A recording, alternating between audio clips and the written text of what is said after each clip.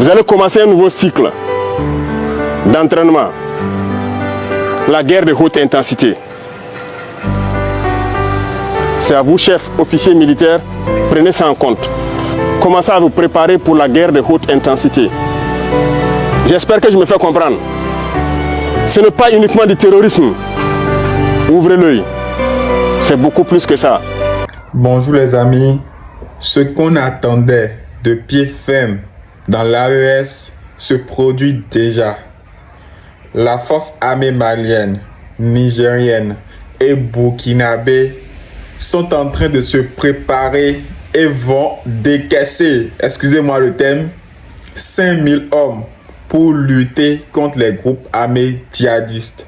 Si le projet se réalise, à terme, on aura sur le terrain 5000 hommes de 3 armées, les armées du Mali, du Burkina Faso et du Niger, patrouiller, lutter ensemble contre le terrorisme dans un espace qui couvre une superficie de 2 800 000 km², un espace dans lequel vivent près de 71 millions d'habitants. En faisant l'annonce, les autorités nigériennes ont affirmé que les 3 pays ont décidé de mobiliser des moyens, donc des moyens aériens, des moyens terrestres, et le renseignement qui devrait permettre de lutter efficacement contre le terrorisme dans cette zone. Nos forces pourront désormais intervenir ensemble. Ou bien une force peut faire appel à l'autre qui a des moyens un peu plus stratégiques pour défendre. C'est nouveau, c'est original et c'est sécurisant pour notre espace et pour nos populations. Mais ce qu'on peut appeler le G3 rappelle notre G, le G5 qui a été créé en 2014 et composé de 5 pays du Sahel, le Mali, le Niger, le Burkina Faso, le Tchad et la Mauritanie, qui avaient les mêmes objectifs, lutter contre le terrorisme dans le Sahel.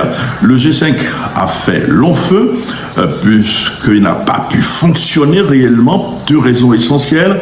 Il n'a pas obtenu un mandat robuste de la communauté internationale dont il rêvait.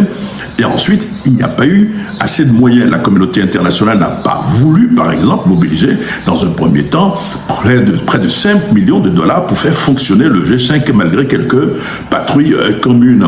D'ailleurs, pour la petite histoire, ce qu'on peut appeler aujourd'hui le G3, composé du Mali, du Burkina Faso et du Niger, le G3 sont des pays qui ont claqué la porte du G5 en disant notamment que ce G5 était à la solde des puissances occidentales. Félicitations à l'AES, s'il vous plaît. Félicitations à chaque armée de chaque pays. C'est ce qu'on attendait.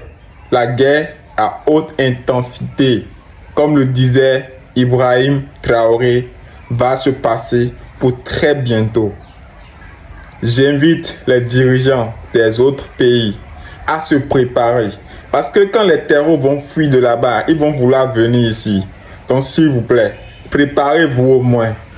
Défendez-nous s'il vous plaît. Il faut nous défendre.